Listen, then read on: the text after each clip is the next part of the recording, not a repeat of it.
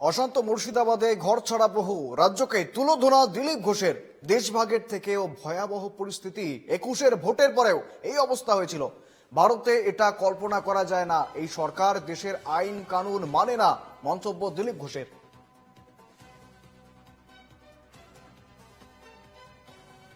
এটা কাশ্মীরে হয়েছিল।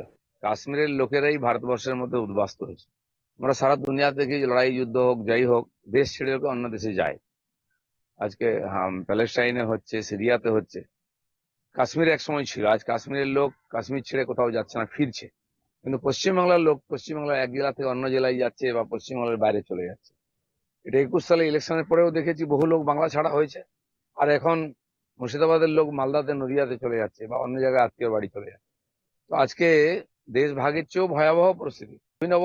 আর ভারতবর্ষে এটা আমরা কল্পনা করতে পারি না।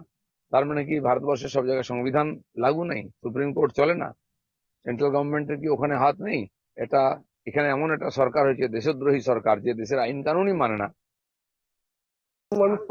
কথা বলবো, সঙ্গে রয়েছেন প্রতিনিধি বিধান নস্কর। বিধান, দিলীপ ঘোষ যেমনটা জানাচ্ছেন, একেবারে দেশভাগের চেয়েও ভয়াবহ পরিস্থিতি, এই সরকার কোন আইন কানুন মানে না। কি রয়েছে, কি বলছেন তিনি?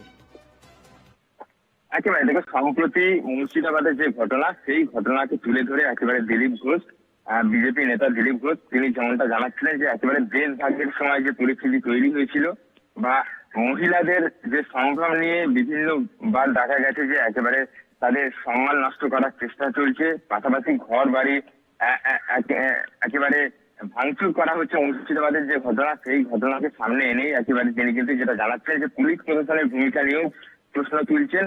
পাশাপাশি সরকারের যে ব্যর্থতা তা কিন্তু তুলে ধরছেন, একেবারে দাবি করছেন যে একেবারে সরকার ব্যর্থতার কারণেই কিন্তু এই ধরনের ঘটনা ঘটে চলেছে।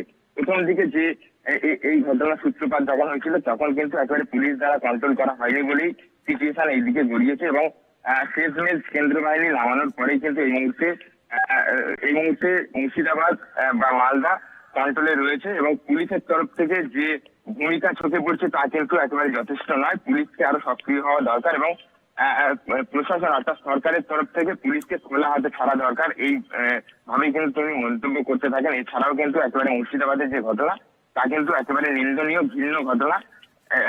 দিলীপ ঘোষ সকালবেলায় একেবারে নিউ টাউনের ইকো পার্কে যখন প্রাতঃভ্রমণে আসেন, এই মন্তব্য তিনি কিন্তু করেন সংবাদ মাধ্যমের সামনে।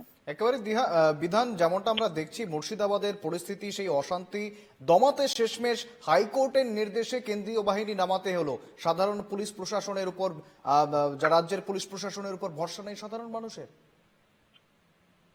একেবারে দেখো, মুর্শিদাবাদের যারা বিধান, তোমার কাছে আসবো, তবে আমরা আপাতত যোগাযোগ করেছি, সঙ্গে রয়েছেন তৃণমূল নেতা জয়প্রকাশ মজুমদার। জয়প্রকাশ বাবু, এনকেটিভি বাংলার পর্দায় আপনাকে স্বাগত। আজ সকাল সকাল দিলীপ ঘোষ তিনি যে মন্তব্য করছেন, দেশভাগের থেকেও ভয়াবহ পরিস্থিতি, মুর্শিদাবাদ নিয়ে তার এই মন্তব্য। পাশাপাশি রাজ্য সরকারকে তুলোধনা, তিনি বলছেন দেশদ্রোহী সরকার, দেশের আইন কানুন কোনো কিছুই মানেন না। কি বলবেন? যখন রাজনৈতিক নেতাদের উস্কানিমূলক বক্তব্য বন্ধ করা উচিত, সেই সময় পশ্চিমবঙ্গ বিজেপি তারা সর্বতভাবে চেষ্টা চালিয়ে যাচ্ছে মানুষের মধ্যে বিভাজন তৈরি করার। তারা তো চাইছেন দেশ ভাগ করতেই, তাদের কথাতেই এটা প্রকাশ। তারা তো চাইছে বাংলায় অশান্তি করতে, বাংলাকে ভাগ করতে। বাংলায় তারা ভোট না পেয়ে, ক্ষমতায় আসতে না পেরে হতাশার জ্বালায় তারা এই রকম একটা চক্রান্তকারী রাস্তার বেছে নিয়েছেন। প্রশ্নটা হচ্ছে, যে চক্রান্তের মূলে বিজেপি আছে, এই দিলীপ ঘোষ, সুকান্ত মজুমদার, শুভেন্দু অধিকারীরা আছেন এবং প্রচুর পয়সা কড়ি ব্যয় করেছেন। আর আপনারা দেখেছেন সোশ্যাল মিডিয়ায় কিরকম অন্য সব ছবি দিয়ে মানুষকে বিভ্রান্ত করার চেষ্টা করেছে বিজেপি।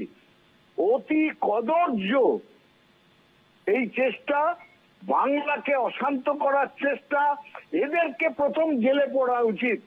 আমি সাধারণ নাগরিক হিসেবে বর্তমান প্রশাসনকে অনুরোধ করব, এই সমস্ত গন্ডগোল থামানোর প্রধান রাস্তা হওয়া উচিত দিলীপ ঘোষ, সুকান্ত মজুমদার, এদের মতন চক্রান্তকারী নেতাদের, যারা মানুষকে উস্কাচ্ছে, তাদেরকে প্রথমেই জেলে ভরে নেওয়া উচিত। জয়প্রকাশ বাবু, আজ মালদায় ঘর ছাড়াদের সঙ্গে দেখা করতে গিয়েছেন সুকান্ত মজুমদার।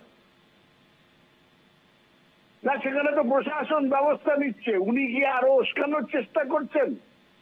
শুনেছি কোটি কোটি টাকা সঙ্গে নিয়ে গেছেন, গুন্ডা বদমাইশদের মধ্যে দিয়ে তাদেরকে বলবেন টাকা দিচ্ছি তোমরা গন্ডগোল করো। এটা পুলিশকে তদন্ত করতে হবে, এই টাকার উৎস কোথায়, কারা টাকার যোগান দিচ্ছে, অস্ত্রের যোগান দিচ্ছে, বাইরে থেকে বহিরাগতদের কারা নিয়ে আসছে, কারা মিথ্যে সোশ্যাল মিডিয়ায় প্রচার করছে, ফেক নিউজ কারা প্রচার করছে, এই সমস্ত তদন্তের আওতায় আনা উচিত। করলেই দেখা যাবে মূল হোতা হচ্ছে বাংলার বিজেপি। ধন্যবাদ, ধন্যবাদ জয়প্রকাশ বাবু। সঙ্গে ছিলেন তৃণমূল মুখপাত্র জয়প্রকাশ মজুমদার। আমি আবারও ফিরবো, সঙ্গে রয়েছেন প্রতিনিধি বিধান নস্কর। বিধান, শাসক বিরোধী টানাপোড়েন, শাসক বিরোধী চাপানোতর, কিন্তু ঘর ছাড়া সাধারণ মানুষ। একেবারে দেখো, গতকালকে আমরা শুনেছি যে সুকান্ত মজুমদার একেবারে বিরোধীদের তরফ থেকে বারবার কিন্তু মন্তব্য করা হচ্ছে যে একেবারে সরকার অর্থাৎ শাসক দল তারা কিন্তু ভোটের রাজনীতি করতে গিয়ে কিন্তু এক শ্রেণীর মানুষকে এইভাবে প্রশ্রয় দিচ্ছে, যে কারণে কিন্তু ইতিমধ্যেই মুর্শিদাবাদের যে ঘটনা, যে পরিস্থিতি তৈরি হয়েছে, সেই পরিস্থিতির পেছনে দায়ী কিন্তু সরকার, এমনটা কিন্তু বারবার করে দাবি করা হচ্ছে। একইভাবে কিন্তু দিলীপ ঘোষ আজ সকালে প্রাতঃভবনে গিয়ে কিন্তু একইভাবে মন্তব্য করেন যে এই সরকার ভোটের রাজনীতি করার জন্যই কিন্তু এক শ্রেণীর মানুষকে প্রশ্রয় দিয়ে এই ধরনের পরিস্থিতি তৈরি করেছে। পুলিশকে প্রথমেই খোলা হাতে ছাড়া উচিত ছিল, এই পরিস্থিতি তৈরি হতো না তাহলে। এই একই বারবার কিন্তু এই ধরনের মন্তব্য কিন্তু করা হচ্ছে বিরোধীর তরফ থেকে। বেশ বেশ, ধন্যবাদ বিধান।